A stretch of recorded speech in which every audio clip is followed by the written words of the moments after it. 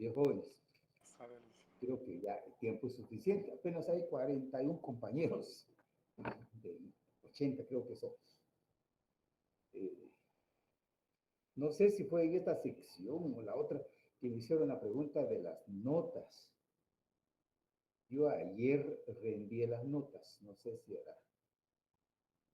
ya tuvieron conocimiento de ello. Ah, bueno. Y ahora digo, Vimos, licenciado, muy amable.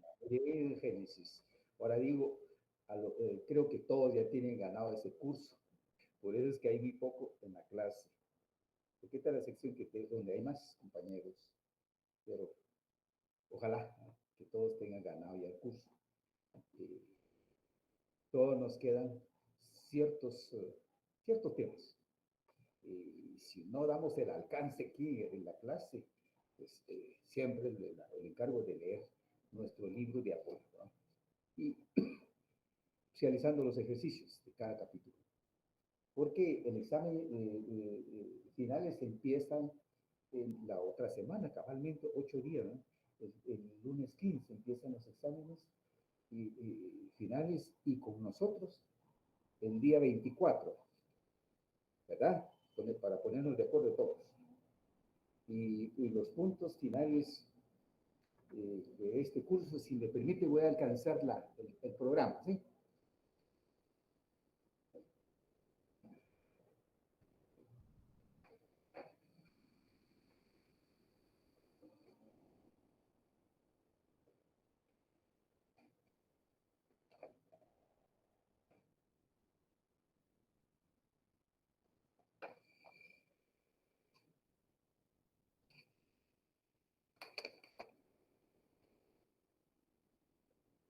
Bueno, para el final eh, vamos a cubrir, por favor, jóvenes, desde los hechos, actos jurídicos. Esta parte es de la tercera unidad, porque eso no lo logramos para el segundo parcial, ¿verdad? Entonces, pues, hechos y actos jurídicos, objetos del derecho subjetivo y deber jurídico, relación jurídica, petición, acción y pretensión y proceso, la sanción y coacción, ¿verdad? Luego la jurisprudencia técnica ya agotamos con la sistemática jurídica, ¿verdad? Y ahorita nos encontramos con la técnica jurídica, donde hemos venido desarrollando la, la, la, la técnica jurídica, cabalmente, la clasificación de la técnica jurídica, la jurisdicción y competencia, el problema de la técnica jurídica. Esta parte es de lo que nos toca o está pendiente. Aparentemente es bastante, pero está así bien resumido, ¿verdad?, en nuestros dos temas, en el libro que tenemos de apoyo, que es de la técnica jurídica, a que se refiere vigencia de la ley, a interpretación de la ley, donde estamos en este momento. Quisiera agotarlo, ¿eh? Y luego integración de la ley, que también yo quisiera agotarlo porque son temas pequeños. Y luego solo tenemos pendiente conflictos de leyes en el tiempo y conflictos de leyes en el espacio. Estos dos últimos puntos, jóvenes, están contemplados en la ley. Yo quisiera pedirles el favor que este fin de semana le den lectura a esta parte para llegar el lunes. Hagamos el esfuerzo el lunes para finalizar, para analizar estos dos problemas de carácter técnico. Cómo hacer, aplicar y entender cuando se presenta, ¿verdad?, en la práctica este conflicto de tiempo, conflicto de leyes en el tiempo, ¿no? Leyes anteriores aplicables a casos presentes, ¿verdad?, o leyes presentes o vigentes para casos anteriores. Y conflicto de leyes en el espacio, eso se refiere al territorio. El último punto, que es la séptima unidad, a mí se me había olvidado de decirles, esta unidad jóvenes ya no está en el programa del segundo curso, porque coordinando con ahí sí que nuestro coordinador de curso,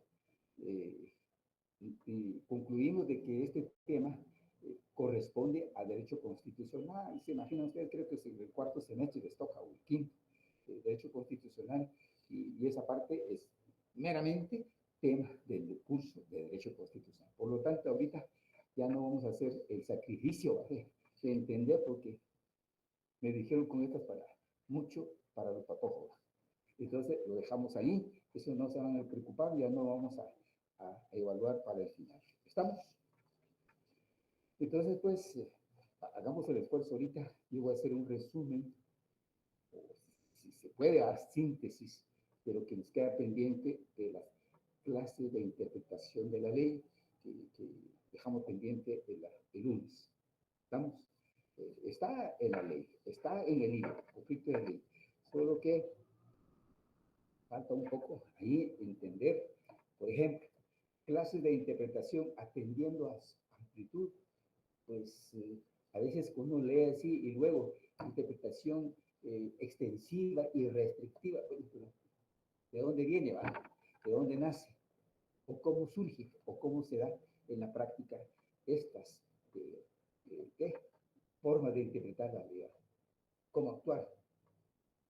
Y por supuesto, joder, la tarea o el trabajo de interpretación, y dejamos claro que lo realiza o les toca pues a los jueces, ¿verdad? Porque son los que tienen la obligación de aplicar las leyes a casos concretos, es decir, en conflicto pues, de todo tipo de juicios o de asuntos.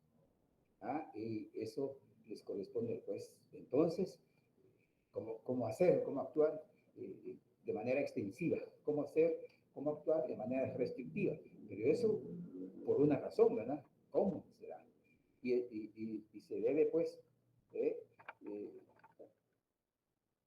por los resultados, ¿no?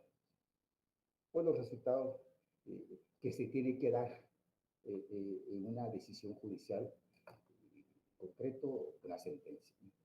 Bueno, entonces eso faltó un poquito en el libro, que nos deja así, un poco con duda, ¿verdad? O sea, no tan claro, ¿no? Pero vamos a hacer el esfuerzo para aclarar acá. Si hay dudas, por favor, lo formula. Muy bien. Empezando, pues, clases de interpretación de la ley. Primero, en el primer grupo, lo vamos a resumir así, según el resultado.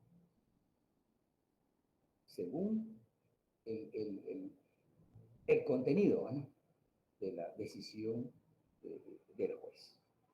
Y de esta manera se clasifica en varios puntos, varios tipos, formas de interpretación. Pero solo tomamos los dos que tiene el libro, que indica la interpretación extensiva. ¿Qué se entiende por eso, no? Eso se da o se manifiesta cuando el texto legal, en un texto legal, pues su significado más amplio o extenso que el estrictamente gramatical, de modo que el espíritu de la ley se adecue al texto legal interpretativo. Este resumen, ¿qué es lo que quiere decir? En un texto legal está ampliamente desarrollado un derecho, y la protección de ese derecho si está afectado. Está definido, está consignado ahí sus elementos, sus características, naturaleza, etcétera. Eso definitivamente, digamos en otras palabras, está bien clara, entendible su contenido. Hay leyes, eh, por ejemplo, que contienen normas jurídicas para regular ¿qué caso diríamos? La interpretación, es decir, la aplicación de una norma para proteger mm, los intereses superiores de un niño. Eh, en el caso de que un niño maltratado o un niño abandonado, ¿qué hacer? ¿Cómo puede actuar un juez ante un asunto de este tipo? Está la ley de protección de la niñez y adolescencia y adolescentes en conflicto con la ley penal, dice la norma. Esta ley, jóvenes, es una ley amplia, bien definida, bien clara en ese sentido para poder aplicar a un caso de un niño maltratado por sus padres, ¿no? Ustedes, que no sé si alguno de ustedes es maestro y si trabaja en el magisterio, eh, un maestro, si llega a detectar una violencia generada contra un niño, por ejemplo, esa maestra tiene eh, la obligación, porque así establece la ley, que le da la facultad de denunciar, poner en conocimiento a la autoridad judicial de, sobre un asunto de este tipo. ¿Ya? Eh, entonces, y ¿dónde hay que recurrir? Pues a la autoridad judicial, por supuesto, ¿no? Un juzgado de menor, un juzgado de la niñez y adolescencia, pues, ¿dónde está ubicado? ¿Verdad? En la ciudad capital hay como cuatro juzgados de la niñez que atienden aquí en la ciudad capital, y equipo Misco cercano a Villanueva, a Matitlán, aquí en el departamento de Guatemala. Y así en todos los departamentos del país hay juzgados de la niñez y adolescencia. Bueno, pero para buscar y rápido, de urgencia, de proteger un niño, pues localizar, ubicar o a un juez de niñez resulta a veces dificultoso, por lejanía, la distancia, etcétera. Es difícil llegar pronto a poner la denuncia. Entonces, se debe recurrir a la Policía Nacional. Si hay violencia manifestada fuerte, pues están los bomberos inmediatamente. O sea, todo esto, la ley lo contempla, es amplia en su contenido. Y por lo tanto, cuando un juez llega a su conocimiento, al ver esto, la historia, ¿va? ¿Dónde surgió? ¿Quién manifestó? ¿Quién puso el conocimiento de la autoridad? Porque la verdad, el caso es lo que tiene que ver y resolver el juez de niñez y adolescencia. En ese sentido, esa ley es muy extensa, amplia en su sentido. Por lo tanto, jóvenes, el resultado de este caso, pues la autoridad tiene toda la base legal amplia en ese sentido. Y además, hay una convención internacional sobre derecho del menor. Ese convenio está suscrito y aceptado por el Estado de Guatemala, por lo tanto, esa norma también es aplicable para estos casos, ¿no? Entonces, en ese sentido, el resultado de un caso de este tipo, pues el resultado en la sentencia, en la actuación del juez, es extensiva, es amplia. Muy bien. Ahora, la otra forma de procedente de un resultado, la interpretación restrictiva. Creo que con la palabra restrictiva entendemos, ¿no? Es limitante, ¿no? Es limitante eh, o impide la, la, la, la aplicación de otras normas y que la ley es estricta en ese sentido, en su contenido, ¿no? O sobre un caso, para aplicarle a un caso. El juez debe o tiene que quedar, ¿no?, con la aplicación de esa norma que limita aplicar otra, otro tipo de norma o una norma complementaria, ¿no?, que amplíe su comprensión para resolver un asunto de este tipo, ¿no? Entonces, podrá ser en asuntos penales, ¿no? La ley penal no, no permite aplicar otras leyes que indican o que señalan aspectos sobre un hecho jurídico, ¿no? Y ese hecho jurídico en sí no está desarrollado de esa manera que dicen otras leyes, otros instrumentos legales, lo que marca estrictamente el Código Penal. O sea, pues, el juez, para ese caso, tiene que tomar eh, esa norma, esa ley sobre un caso que no puede aplicar otros instrumentos, otro contenido, ¿no? Sino que debe quedarse única y exclusivamente con el sentido, el espíritu que manifiesta o que establece esta norma. Cerrada la actuación, restringe. Licenciado, disculpe, entonces en ese caso sería una interpretación restrictiva. Exactamente, restrictiva. Le reduce, le limita, de ir más allá al señor juzgador, ¿verdad?, sino que debe quedarse únicamente con el contenido, el espíritu de esa norma de la ley. En casos penales sucede, sí, en casos penales no se puede aplicar otras leyes, ¿no? Sino que si un delito, un hecho jurídico, mejor dicho,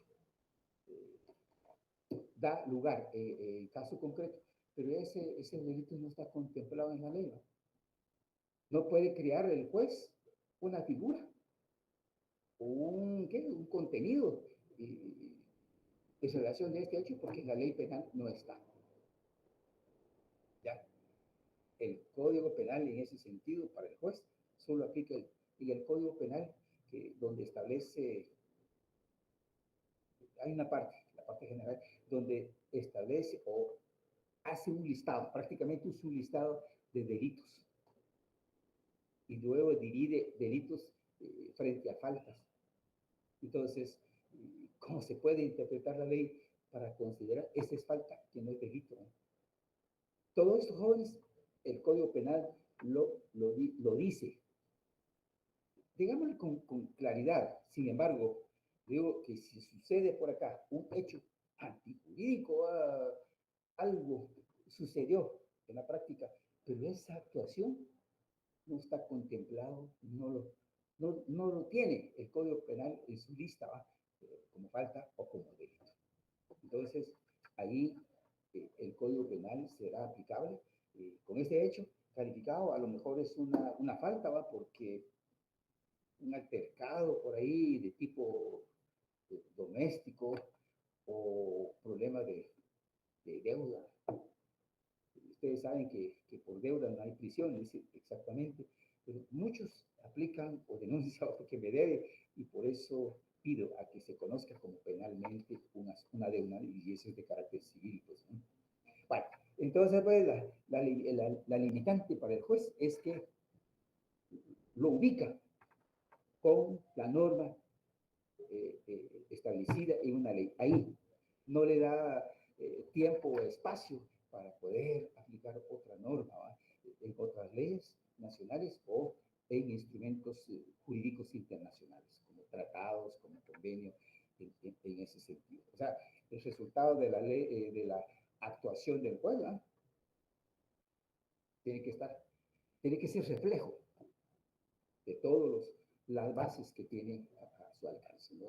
Una interpretación restrictiva o una interpretación extensiva. Muy bien, ese es el primer grupo, interpretación de la ley con base el resultado que produce un juez. El otro grupo que tenemos por ahí en la ley es la clasificación esta, si tienen ustedes, perdón, en, la ley, en el libro, interpretación de la ley dice atendiendo al autor. Perfecto. Pero esto, atendiendo al autor, está comprendido, pues, así se deben comprender, de acuerdo a su origen, su procedencia. ¿Quién es el que generó? ¿Quién es el que dio vida a una ley? En tal sentido, encontramos agrupados, ¿no? En tres, ahí valga la redundancia, grupo, ¿no? Bueno, entonces, el segundo grupo de interpretación de la ley es de acuerdo al autor. Primero, una interpretación auténtica o legislativa, dice el libro. Pero la auténtica se refiere a que lo realizado por el legislador en forma simultánea o posteriormente a la ley. Es simultánea la que hace en la propia ley, ya sea en la exposición de motivos o en el propio cuerpo legal. Bueno, esta forma de interpretar de la ley, de interpretación de la ley, de acuerdo a su procedencia o su origen, es el que da la persona o la institución que produce la ley, que produce una actuación.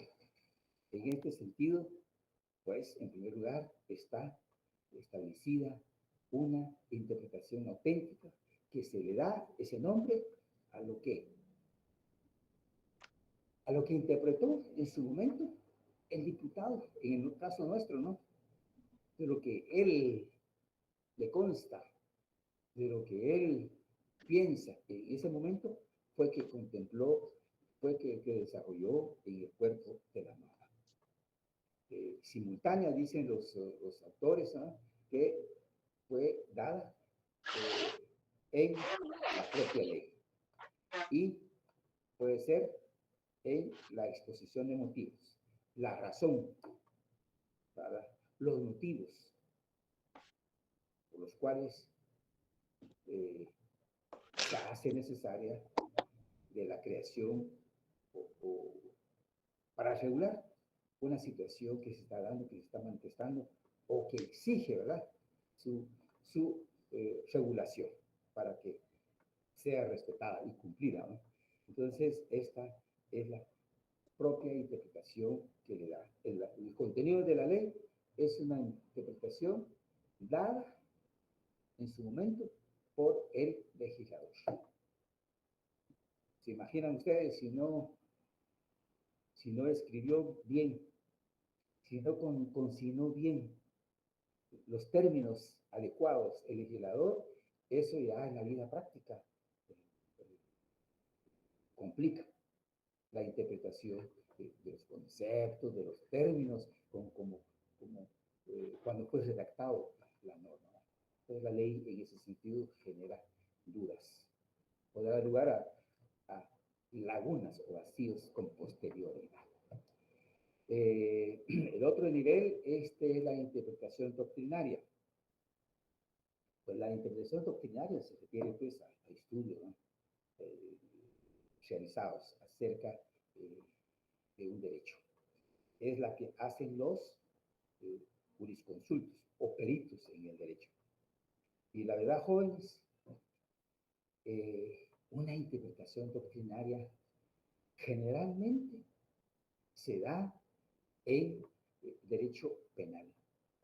Cuando un juez penal conoce de un caso, ¿no? Un proceso penal, porque hay un delito cometido y se está desarrollando en todas las etapas legales, pues el juez para ello necesita de contar con apoyo científico, apoyo técnico para tener visión amplia del delito, ¿no? Para que se desarrolle con base a la ley todo el proceso y así emitir el, el resultado final, ¿no? En la sentencia que emite el juez sobre el caso. Por eso es que dice la doctrina, jus penalistas, les llaman a los juristas, ¿verdad?, que se dedican a penal. Los doctos o los expertos, los especialistas en derecho penal, en sus trabajos científicos o dictámenes científicos o técnicos que emiten, tiene la particularidad, característica de que no obliga a nadie estas opiniones, sino que le da visión, criterio al juzgador en el momento, ¿no?, de emitir su sentencia. Esta interpretación no la hace propiamente el juez de penal, sino que lo hacen los académicos cuando se les consulta, cuando se les pide opinión acerca de. Y en el derecho penal, ¿por qué en el derecho penal? Tal vez están preguntando ustedes, porque jóvenes, en el derecho penal, donde se nota, se observa la violación de los derechos a la vida, derecho a la dignidad, a la libertad. Si una persona comete un homicidio, un asesinato, allí es la vida. Si otra persona lesiona físicamente a otra persona, allí quizás está violentando su integridad. Puede ser también la dignidad de la persona. Estos tres conceptos, jóvenes, son conceptos de derecho humano desarrollados, pues, mencionados desde la Constitución política.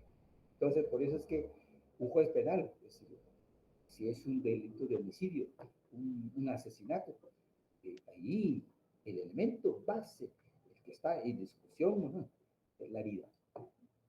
Claro que no se recupera la vida, ¿no?, pero debe aplicarle una sentencia, una sanción, tal vez no severa, ¿no?, pero una sanción adecuada a la conducta antijurídica manifestada en su momento. Entonces, por ejemplo,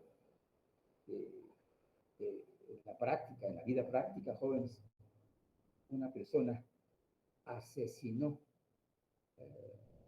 a otra persona con mucha cizaña ahí, que contaba elementos suficientes para producir el asesinato. Inmediatamente se piensa, comprobado, ¿verdad?, la acción o hecho antijurídico cometido por esa persona, pues merece también una sanción igual, aplicarle la pena de muerte.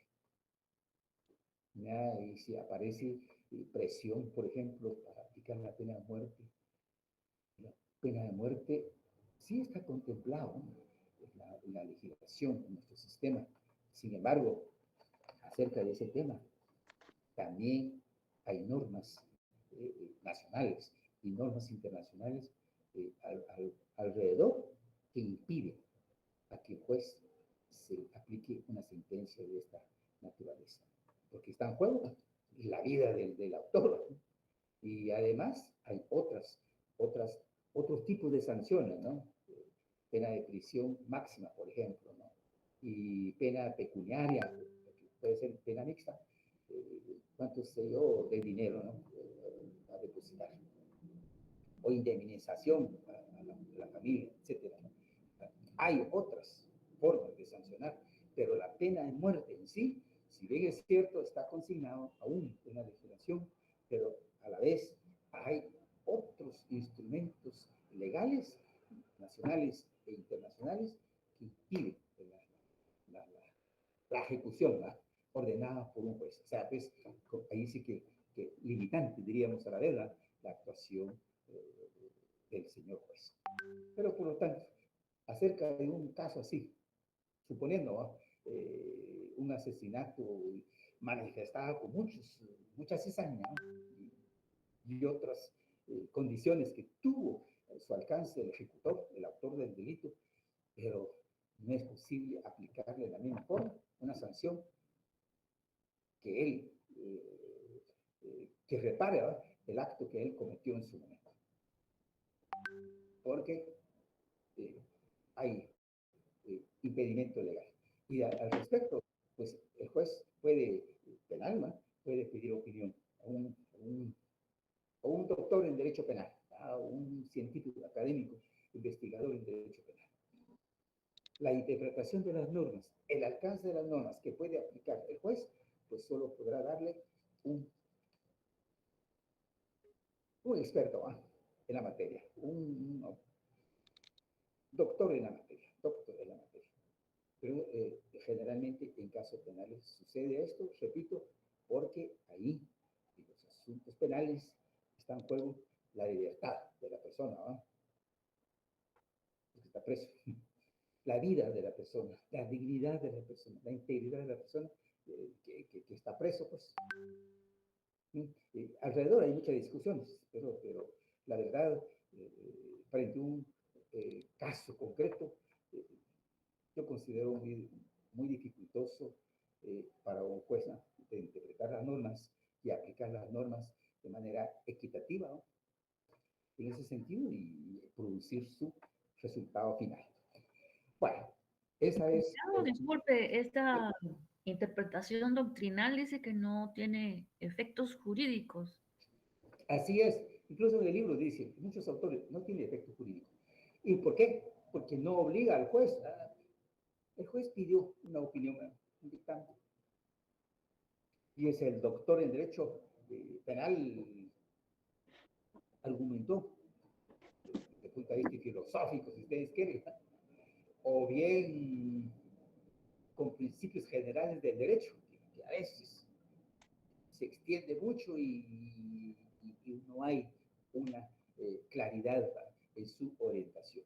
Entonces, no lo tomo, porque legalmente un dictamen, una opinión, no obliga al juez a tomar exactamente lo que dice el autor, ¿ya? No hay obligación. Giovanni, tienes el micrófono encendido. Puede darle, digámosle de esta manera, luces, ideas para resolver el asunto, sentenciando con pena de prisión, con pena de multa. Hay resarcimiento de tipo económico a la parte afectada. Eso es criterio. Pero no obliga, es cierto, Rosario, creo que tú hizo la pregunta. Muy bien. Por último, de este grupo, atendiendo el actor, la procedencia, o el actor o el que generó la norma de carácter judicial o usual. Este tipo de interpretación es la que hace diariamente el juez al aplicar la ley a un caso completo. Esta interpretación corresponde con exclusividad entonces a los órganos jurisdiccionales y la ejercitan constantemente al juzgar cada caso por cuanto que resulta ser obligatoria por lo menos para las partes.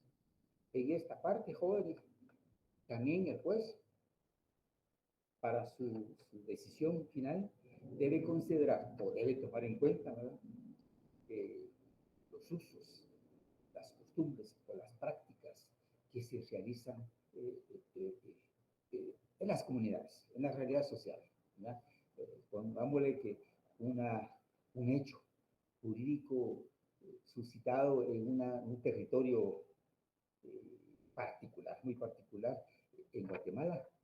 Si quedamos, tomamos esta interpretación judicial, que solamente lo hace el juez, y con base a los usos, pues considerablemente en las poblaciones indígenas de ascendencia maya en Guatemala, donde hay usos y costumbres, ¿verdad? El derecho consuetudinario, pues la actuación de ahí debe ser considerada a la hora de aplicar o generar una sentencia de parte del juez. O sea, pues, finalizamos. Su nombre lo dice, ¿va? Interpretación de la ley de carácter judicial o usual, primero, le corresponde a los jueces, solamente a los jueces, ¿ya? Y eso lo hace obligar a que también, para ello, es decir, con base en la realidad social y cultural del país, como Guatemala, también debe tomar en cuenta los usos, costumbres y prácticas que son ejercitadas en una comunidad humana, una realidad social, ¿ya? Ejemplo, elemento de derecho consuetudinario. Muy bien, ese es el segundo grupo, pues, interpretación de la ley de acuerdo a la procedencia, o el que genera un resultado, un acto. Primero está el legislador que produce la ley. Doctrinarios son las opiniones y dictámenes que emiten los especialistas en el derecho, especialmente en el campo de derecho penal. Y lo judicial o usual es la que emite el juez en su sentencia, ¿no?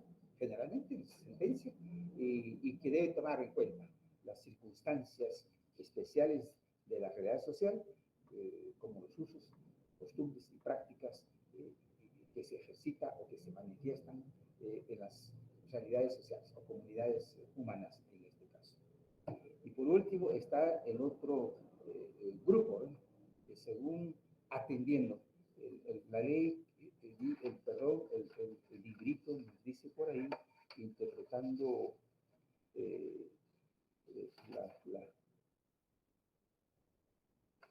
la interpretación de la ley, simplemente clases de interpretación de la ley según según los medios. ¿Por qué? Un diccionario, la ley misma, interpretar la ley con bases a los hechos históricos, interpretación sistemática, lo que señala nuestro documento o libro, jóvenes, lo hacemos en un resumen, y que eso se refiere la interpretación de la ley según los medios que utiliza, que le sirve, ¿no? de elemento para poder interpretar el espíritu de las normas que conforman una ley. En este sentido, este último grupo, digo, interpretación de la ley según los medios, desde este punto de vista de interpretación se puede realizar de forma gramatical, y lo resumimos aquí en una forma lógica o teleológica. De manera gramatical, una interpretación de la ley con base a una ley, pues gramaticalmente indica que el juez, para aplicar la ley o un caso concreto, tiene que tomar el verdadero sentido de las palabras establecidas en la ley, es decir, en sus acepciones común y técnica, de acuerdo a su uso y al diccionario de la Real Academia Española. Tal sentido, una ley si está redactada de una manera tan sencilla o una manera tan técnica o científica.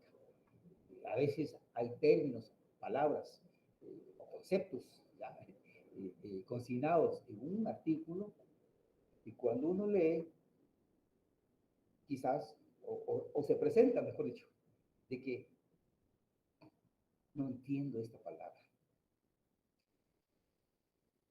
¿Qué hago acá? ¿Cómo debo interpretar esta palabra? Pues, primero, de acuerdo a la interpretación de mis ideas o criterio común, lo que se ha escuchado, lo que se manifiesta en un lenguaje común, corriente, entre amigos, qué sé yo, pues, puedo darle ese sentido.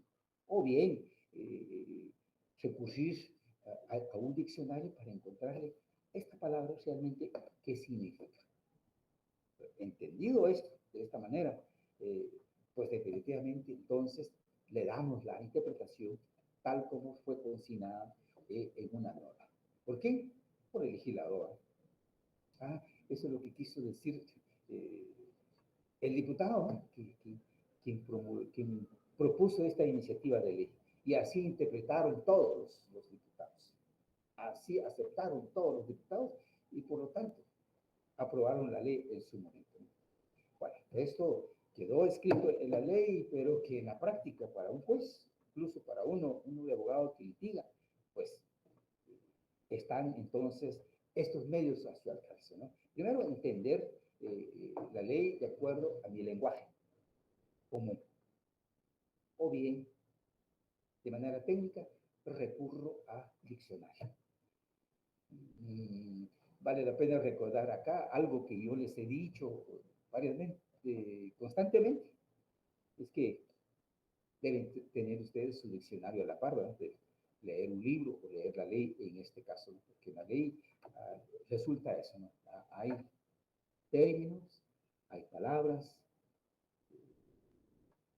pues no se comprenden, ¿no? Pues, aquí la doctrina pues, nos da esa posibilidad como hacer para interpretar. De acuerdo a mí, lo que yo entiendo en el sentido común o lo que me explica el diccionario. Y aquí detectamos nosotros, y así nos ponen los tratadistas, ¿verdad? ¿Cómo hacer? ¿Cómo hacer, cómo actuar para poder interpretar el contenido de una ley? Pues gramaticalmente. ¿Qué quiere decir esa palabra? Voy al diccionario, ¿no? Y el diccionario nos indica que tiene que ser de la Academia, de la Real Academia Española, ¿sí? El lenguaje que se habla en Guatemala. Y luego el grupo, ¿de dónde procede? Una otra interpretación, o la lógica o la teleológica, excede el marco de lo puramente gramatical, ¿ya? No estamos con el diccionario, no estamos con nuestro sentido común. Esto constituye entonces una indagación más íntima, más profunda, que sobrepasa la letra del texto de la ley para llegar a través de diversos procedimientos teleológicos, racionales, sistemáticos, históricos, políticos, sociales, etc. Al conocimiento de la ratio legis, que quiere decir razón legal, para la cual fue creada la ley. Es decir, el fin que la ley se propone alcanzar, lo cual es tarea del juzgado. Entonces, jóvenes, esta parte teleológica, muchas veces hay que, para poder interpretar, pues hacer uso de la razón. Interpretar con hechos históricos, es decir, lo consignado en una ley es reflejo de actos, de hechos manifestados o acaecidos tiempo atrás. En el código, ¿qué puedo decirle a ustedes? En el código civil, si traemos como ejemplo el código civil, fueron, escuchen, fueron consignados o contemplados normas jurídicas eh, relacionados con conductas, con eh, eh, protección o defensas de derechos eh, en ese momento. ¿Como en qué caso? Digámosle, en el caso de la mujer, ¿se acuerdan de la posibilidad de que una menor de edad podía contraer matrimonio civil con anterioridad? Y ese hecho, jóvenes, fue consignado en la ley, en el Código Civil. ¿Cuántos años atrás? Pues habría que ir al tiempo, ¿no? Pero arranquemos con base en un tiempo. Es decir, el Código Civil hoy día, que es el vigente a partir del año 1965, fíjense ustedes, que contempló esa protección del derecho a la mujer, proteger la vida y salud de la mujer, ¿no? Menor de edad, para que se case. ¿Por qué razón? Porque, porque posiblemente estaba embarazada, ¿no? Para dignificar a la mujer en la sociedad, ¿no? Para que esté respetada en la sociedad. Porque habían prejuicios, sentimientos negativos, ¿verdad? Que si una señorita o una menor de edad, 15, 16 años, resultara embarazada en un contexto social, pues no es bien visto, ¿verdad? Entonces, si no se casa, peor aún. Por lo tanto, había que honrar la dignidad de la mujer, ¿verdad? De la señorita, hay que casar. Por lo tanto, eh, resulta siendo pues valorada, ¿va? Dignificada en ese sentido. Pero no estaba en discusión la capacidad de la patoja, de la señorita menor de edad.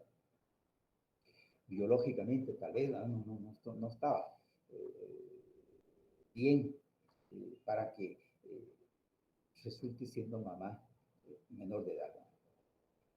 Bueno, eso fue, por lo tanto, hay que aceptar la boda, ¿verdad? De una mujer menor de edad, en ese sentido. Pero en el transcurso del tiempo, esa situación fue modificada, ¿no? Modificada en la ley. O sea, el Código Civil que contemplaba esa posibilidad fue abrogada en su momento. Por lo tanto, hoy esa posibilidad está prohibido. Está prohibido. En ese sentido, una interpretación lógica o teleológica, pues hay que aplicar o entender por qué el Código Civil contempló eso en su momento. Y que menos mal que hoy ya no está vigente. O bien decir, lástima que este derecho no está vigente ahora. ¿Por qué? Porque la mera verdad, jóvenes, en la realidad social, eh, hechos de este tipo. Muchas señoritas menores de 18 años resultan siendo embarazadas. El tema de la dignificación de la persona, de la mujer, eso está como que regresó y está vigente en la vida real. Si bien le va a la señorita embarazada y llegan ser, no denunciaron, no manifestaron ante la autoridad y lo acepta a nivel de familia y apoyan el desarrollo del embarazo y el nacimiento de la criatura. Y espera hasta que cumpla 18 años y se casa. Eso se lo digo por experiencia, porque ha sucedido así, que se puede hacer, especialmente en el área rural. Entonces, ese hecho que estamos relatando acá, ¿verdad? Que para interpretar la ley, muchas veces hay que tomar la historia de esta ley, por qué fue promulgada y por qué fue modificada, etcétera, y su aplicación real, interpretar la ley, ya no se puede aplicar a una situación de ese tipo, ¿no? Entonces, aquí también hay mucho que discutir, ¿no? En ese sentido, para la protección de un derecho muy especial de dignificación de la mujer. Bueno, entonces, jóvenes, aquí hay que ver, pues, las dos formas de interpretar, ¿no? Primero, gramaticalmente. Quedar con lo que dice la ley y también interpretar una ley. Hay que recurrir a temas de carácter histórico, hacer uso de la razón, de la lógica, para poder aplicar de manera justa, ¿no? O equitativa, una norma. Y por cierto, al juez le corresponde esta forma de actuar. Por lo tanto, jóvenes, yo espero haber agotado esta parte de la interpretación de la ley de acuerdo a condiciones, ¿no? Primero, de sus resultados, primero de lo que dijo el autor. En primer lugar está el legislador, el diputado, quien elabora la ley. ¿Cuál fue la situación o hecho que dio lugar para él la creación de esta ley? La interpretación también de la ley con base a la doctrina, ¿no? Que ya dijimos que eso lo hacen los científicos en el derecho, pero de manera especial en el campo penal, ¿ya? Porque ahí está en discusión la vida, la dignidad, la libertad, y qué sé yo, de la persona, del ser humano, ¿no? Son elementos fundamentales para la vida de la persona. Y por último, ¿cómo hacer para interpretar una ley? Pues, nos dice la doctrina que a veces hay que hacer uso del sentido común, o si no, recurrir a un diccionario para contar con el apoyo.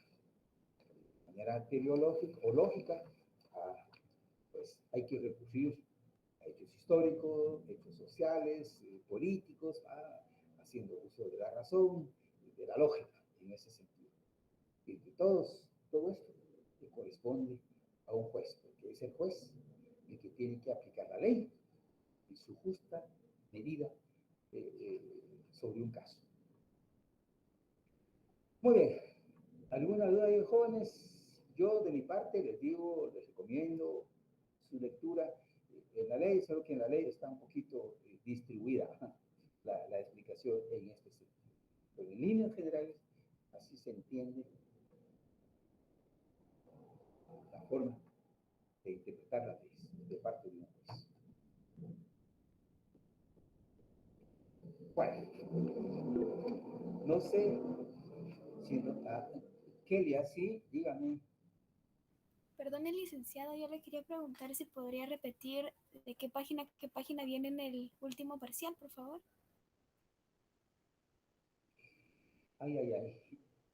Yo no tengo, Linda, no tengo el libro a la mano, pero el programa le voy a indicar.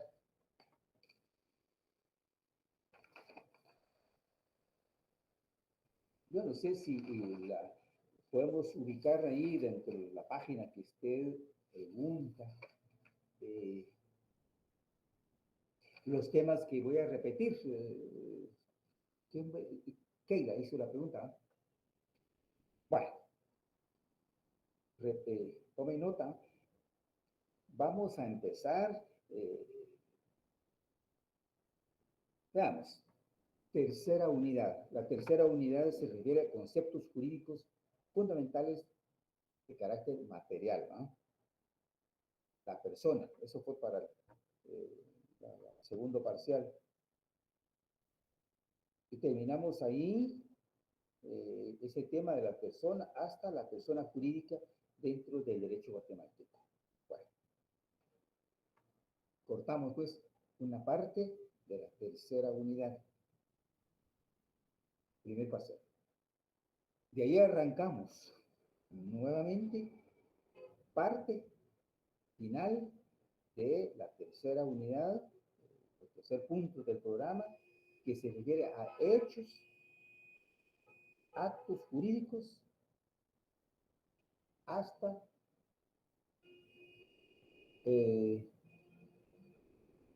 problema o conflicto de leyes en el tiempo y en el espacio que le digo que son los que quedan pendientes. O sea, pues jóvenes, ¿de qué capítulo está esto, compañerita? Hechos y actos jurídicos, por favor, busquen en el libro, porque yo no lo tengo así por capítulos del libro, ¿no? Me baso con el programa y hago mis resúmenes con ustedes. Entonces, por favor, repito, vamos para el examen final, abarcar desde los hechos y actos jurídicos, objetos del derecho, derecho sustantivo y deber jurídico, relación jurídica, petición, acción, pretensión y proceso, sanción y coacción. Luego, la jurisprudencia técnica. Recuerde que hablamos ahí de definición de aspectos de la sistemática jurídica y de la técnica jurídica. Perfecto. Entonces, sistemática jurídica se refiere a los puntos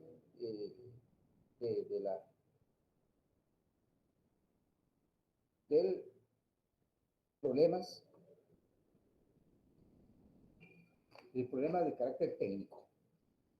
Y ahí, la sexta unidad completa que estamos abarcando en esta clase, ¿no? que se refiere a la interpretación. Y quiero tomar ahorita un poco el otro tema, integración de la ley, que eso está en la tercera, la sexta unidad. Pero el capítulo de integración de la ley, capítulo 17 es integración de la ley. Entonces, capítulo 17, 18 y 19. Perdón, 17, 18 y 19, sí. Hasta ahí terminamos. Por favor, porque no tengo el libro en la mano yo. Me van a disculpar. Si tienen el programa, pues ahí. Sí, Lorena. Sí, buenas tardes, licenciado. Fíjese que yo tengo apuntado de que después del examen parcial que pasamos, de la página 141 es donde usted inició como el siguiente contenido que sería el que nos tocaría para el parcial, que es donde inicia técnica jurídica hasta finalizar los capítulos. No sé si estoy bien, que desde ahí va a entrar el examen final. Capítulo 13, técnica jurídica. La técnica jurídica. Ajá, pues es página 141. Bueno. Entonces, desde ahí yo anoté que nos tocaría. Y es lo Lorena, que hemos venido viendo. Disculpe, Ajá. disculpe, voy a buscar mi libro para estarnos de acuerdo, si no nos vamos a equivocar. ¿Sí me permite? Ok, ok.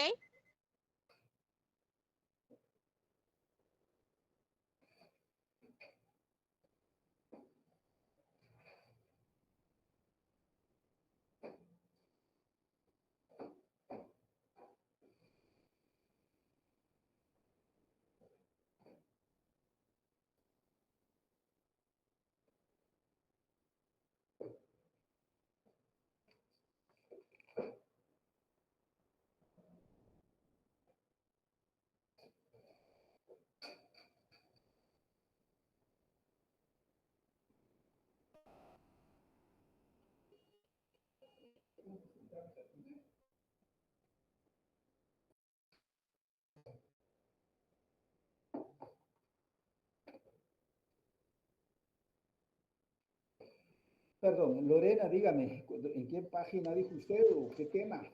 La 141 de la técnica jurídica, porque en el examen nos entró hasta la jurisprudencia técnica del capítulo 11. Tuvimos preguntas de ese tema, entonces prácticamente usted empezó a dar para el siguiente contenido de la página 141. Disculpe, joven, sí, sí, como no tengo el libro, sí, vamos a controlar. Aquí tengo anotado con verde para final.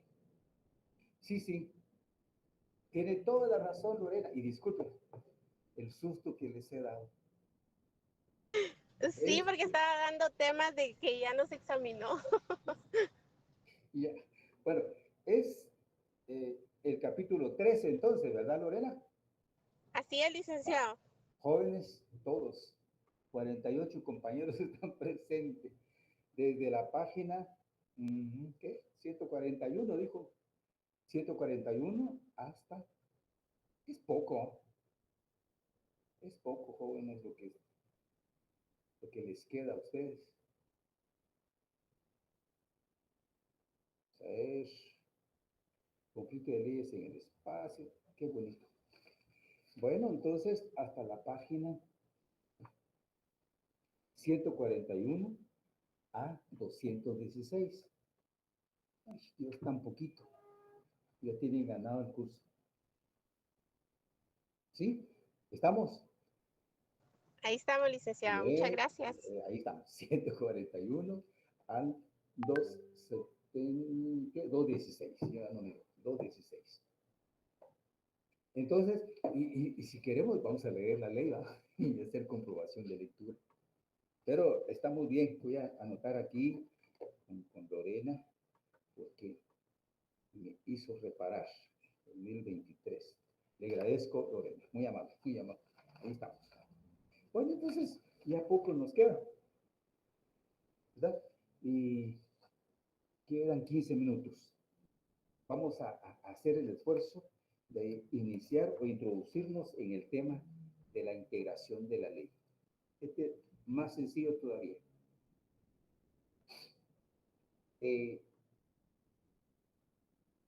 La palabra integración, ¿qué significa? Es algo así como complementar, ¿no? Algo, una actuación. Lo voy a mejorar su contenido, voy a ampliar su contenido, etcétera. Y en este caso, la ley es para aplicar la ley. Si yo quiero ampliar el contenido de las leyes para un caso concreto, pues definitivamente busco ya el contenido de una, dos o más leyes. Muy bien. Un juez, que es el que tiene que interpretar, ya dijimos, que es el que tiene que aplicar la ley. Si tiene dudas, pues ya dijimos, que tiene que ir al diccionario, a uso de mi lógica, del lenguaje común, mi sentido común, etcétera, ¿no? O tengo que tomar hechos históricos, tengo que tomar situaciones concretas que se dan en comunidades tan especiales, porque se basan para el desarrollo de su vida, en usos, en costumbres, ¿no? Que por tiempo ancestrales han realizado. Pero todo esto lo hace el juez. Muy bien. Pero eso significa, la verdad, integrar. Traer otras leyes para mejorar su interpretación y aplicarla a casos concretos. Ese es en primer lugar. Y otro es que en algunas leyes aparecen este concepto tan especial, lagunas. Y al decir laguna, como quien dice, hay espacios llenos, ¿no? Pero de repente hay un boquete por ahí, hay un vacío ahí. Y bueno, y cómo se hace para pasar al otro lado, y en este caso, cómo hacer. Esta ley queda corto, de su entendimiento, para este caso tan especial que tenemos, el señor juez lo tiene a la vista, y cómo hago. Entonces, puede hacer uso de otras leyes, ¿sí? Puede aplicar el contenido de otra ley, pero siempre relacionada con el tema, ¿va? Al decir tema, el tipo de derecho en conflicto. Por lo tanto, la integración resulta en la práctica como un método de aplicación de la ley ante vacíos o lagunas, consistente entonces en recurrir a otras normas presentes en el ordenamiento jurídico, con el fin de eliminar faltas u omisiones. Fíjense ustedes, en la práctica, leyes especiales, sí, leyes especiales, que se aplica para un caso, en virtud pues, de la materia que se está pidiendo que se conozca y que se resuelva. La misma ley dice, si en este cuerpo legal hay algunas dudas, yo le llamo duda, ¿no? Es decir, lagunas o vacíos. ¿Cómo se debe actuar? Entonces, la ley dice, puede aplicar ciertas leyes, tales como, y establece la ley, pues, la ley de orden judicial, el Código Procesal Civil y Mercantil, etcétera, ¿no? Por ejemplo, en materia laboral, existen vacíos para el juez laboral cuando está resolviendo un conflicto de trabajo. Un trabajador recurre y reclama, ¿no?, de que se conozca el conflicto porque fue destituido y por lo tanto él pide pago de prestaciones laborales. Y el pago de prestaciones laborales termina en sentencia, efectivamente, a favor del trabajador. Se le paga. ¿Y quién debe pagar? El patrono. Y el patrono se niega en su momento, notificado, etcétera, y señalado un tiempo para que haga efectivo la suma de dinero en concepto de sueldo, salario, etcétera, ¿no? Pero el patrono se niega. Entonces, ¿qué hace el trabajador? El patrono se niega a cumplir con la sentencia del señor juez de trabajo. Y fíjense ustedes, el código en ese sentido, pasando cierto tiempo, digamos 5 días, después de haber sido notificado la sentencia de que debe pagar indemnización o prestaciones laborales a X, Y persona o trabajador, pues este trabajador afectado a que el patrón no le cumple, el Código de Trabajo dice, puede aplicar, fíjense ustedes, el señor juez, un juicio de tipo ejecutivo. ¿Qué es eso? El juicio ejecutivo significa ejecutar el contenido de esa sentencia. Muy bien. Y esa sentencia, el contenido es pagar suma de dinero. Pero en el Código de Trabajo, en el mismo Código de Trabajo, no indica ya cómo debe actuar el juez y cómo debe actuar el trabajador frente a la actitud del patrón, que es el obligado de cumplir con la sentencia. Entonces el Código de Trabajo, aquí está, establece nada más en su norma que dice que el señor juez podrá convertir esta sentencia en un juicio ejecutivo. que significa cobrar por la fuerza esta suma de dinero establecido en la sentencia de trabajo, ¿no? Es decir, e indica el Código de Trabajo que para esta omisión del patrono debe aplicar las normas para un juicio ejecutivo contemplado en el Código Procesal Civil y Mercantil. Fíjense. Entonces, ahí está un caso concreto de integrar la ley. Integrar la ley para poder aplicarla, caso concreto, justicia, equidad, etcétera, al trabajador afectado, la parte afectada. Entonces, ¿qué es lo que hace el juez? Pues va al Código Civil, Procesal Civil y Mercantil, pero aplica ese conjunto de normas no relacionadas con un juicio ejecutivo para este caso laboral. El juicio ejecutivo que contempla el Código Procesal Civil y Mercantil es en el campo de derecho privado, de que una deuda, un préstamo hipotecario, con un banco, con una cooperativa, con una persona, etcétera, y ahí, y si no se cumple, pues se puede ejecutar el cobro de la suma de dinero adeudada. A eso se refiere el juicio ejecutivo contemplado en el Código Procesal Civil y Mercantil. Pero para el campo laboral es derecho de trabajo. Cobrar una suma de dinero que está señalada ahí, ya suma de dinero, el concepto de indemnización, vacaciones, etcétera, en el Código de Trabajo. Entonces, repito, en el Código de Trabajo establece, consigna, tan solo una norma, esa posibilidad del juez de trabajo de ejecutar el cobro, es decir, obligar el cobro de suma de dinero determinada con base en lo contemplado en el Código Procesal Civil y Mercantil. Muy bien. En ese sentido, jóvenes, se da en un caso concreto integrar la ley para que el señor juez aplique, pues, ya leyes, ¿verdad? Ya no solo una, sino que dos. Y definitivamente también la ley de orden judicial, ¿no?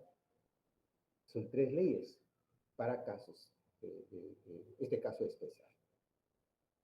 Bueno, y así podrá ser otro tipo de derecho laboral, ¿no? Y además podrá aplicar algunos convenios internacionales de la OIT, por ejemplo. En tal sentido, pues, hacemos ver la aplicación de otras leyes en este sentido para llenar los vacíos. Esto es prácticamente un vacío, ¿no? ¿Cómo puede actuar el juez para cobrar por la fuerza? O porque no, tampoco puede decir el juez trabajo, como la ley no le indica, no estoy obligado a generar una resolución a favor del trabajador. Y el juez acá tiene que tomar en cuenta la doctrina, la jurisprudencia, las otras formas de interpretar la ley. En ese sentido, pues, viene acá de la interpretación que ya acabamos de mencionar, viene acá para integrar la ley. ¿Sí? Llenar el vacío que presenta una ley para caso concreto, ¿no? Entonces voy a traer otras leyes a la vista. Esta técnica se llama integración de la ley. Por lo tanto, podemos decir, ¿qué significa la integración de la ley? Significa una actividad que realizan los titulares de los órganos jurisdiccionales con el objeto de llenar, cumplir los vacíos o lagunas que se presentan en las leyes. Esta pequeña definición creo que está contemplado en la ley. ¿Ya? Y de ahí, jóvenes, podemos ver en el libro que ustedes encuentran ahí qué significa laguna de ley. Pues vamos a dejar, en el libro creo que está. Se denomina lagunas a las hipótesis no previstas en el legislador. o por el legislador. Es decir, aquellos espacios vacíos que éste ha dejado en la ley por olvido, por ejemplo, en el Código de Trabajo, tal vez por olvido o por imprevisión, ¿no? Que no se pensó en su momento que puede darse esa negatividad de parte del patrón y cómo hacer en esa misma vía de cobrar sumas de dinero, ¿no? O que tampoco no tuvo ese alcance de pensar el legislador en su momento de dejar contemplada la ley. Eso podemos decir para justificar qué significa las lagunas de leyes. Pues, las lagunas de leyes se presentan en varias formas, jóvenes, o formas en que se presentan las lagunas de leyes. Al respecto, decimos que existen varias formas de lagunas legales. Primero, por falta de ley, que se produce cuando la inexistencia del precepto es total. Pues, falta de ley, no hay. Este es como un ejemplo, el acoso sexual contemplado en el Código Penal. Creo que en el Código Penal concibe o consigna el acoso sexual como un acto delictivo solamente contra las mujeres, ¿verdad? Pero en la práctica, jóvenes, también hay acoso sexual contra los hombres. Este último no está contemplado en ninguna norma. Entonces aquí, por parte de ley, aquí no hay una norma o un normativo en ese sentido que proteja algún hecho delictivo de este tipo, ¿no? Acoso sexual contra el hombre. Solo está contemplado o consignado acoso sexual como delito cometido en contra de la mujer. En ese sentido, solamente la mujer está protegida, ¿no? El hombre está desprotegido. Luego está la ley en blanco. Hay una laguna en ley en blanco. Esto se produce cuando la estipulación contiene el precepto, pero las consecuencias jurídicas se encuentran reguladas en otro cuerpo legal. Es decir, aquí damos a entender que la hipótesis, por ejemplo, que la mujer menor de edad tiene derecho de ser protegida penalmente, ¿no? Porque fue atentado sexualmente en ese sentido y por lo tanto debe ser sancionado el actor. Pero esta es una posibilidad, como ejemplo pongo yo. En este sentido, esa norma que establece de que la mujer está protegida y debe ser protegida, ¿va? Su vida, su dignidad, menor de edad, pero cómo actuar y quién va a actuar a su favor, posiblemente la ley no lo diga, ¿no? Pero en otra ley penal, por ejemplo, procesal penal, lo diga, lo establece, ¿va? Cómo debe actuarse. Entonces, la consecuencia jurídica, la hipótesis está contemplada o concebida en una ley, pero su consecuencia jurídica, ¿va? Su deber, por ejemplo, está consignado en otra ley. Por lo tanto, esa ley hay que traerla para integrarlo, ¿va? Para completar o complementar la defensa del derecho sustantivo contemplado en esta ley. Eso se llama ley en blanco. Y que puede darse, por ejemplo, en la Constitución política. Es un ejemplo, en la Constitución política indica derecho de educación. Establece a quienes tienen derecho de educación. Pero en la práctica, ¿cómo se hace para dar educación? No lo contempla en la Constitución política. Eso está establecido en otra ley, una ley ordinaria, ¿no? La Ley Orgánica de Educación, por ejemplo. Entonces, esta parte, jóvenes, como parte introductoria, pueden ustedes, por favor, leer en el librito y yo quisiera que plantearan como dudas para el próximo lunes. Yo quiero reunir con ustedes todavía el lunes y así cerrar ese día. Esta parte de la integración de la ley, si hay dudas, pues hay que establecer en clase. Y luego los dos temas, el conflicto de leyes en el espacio y en el tiempo, que son cortitos. ¿Habrá alguna duda, jóvenes? Porque ya nos llegó el tiempo para irnos a la otra sección. ¿Hay duda? ¿Alguna opinión? ¿Creencia? ¿O qué hacer? Si Yo no, creo que todo bien, licenciado. si no, vayamos a la otra sección, pues porque tenemos tarea todavía. Feliz tarde a todos. Feliz tarde. Buenas pase tardes. feliz Feliz tarde, licenciado. Buenas tardes. Buenas tardes, licenciado.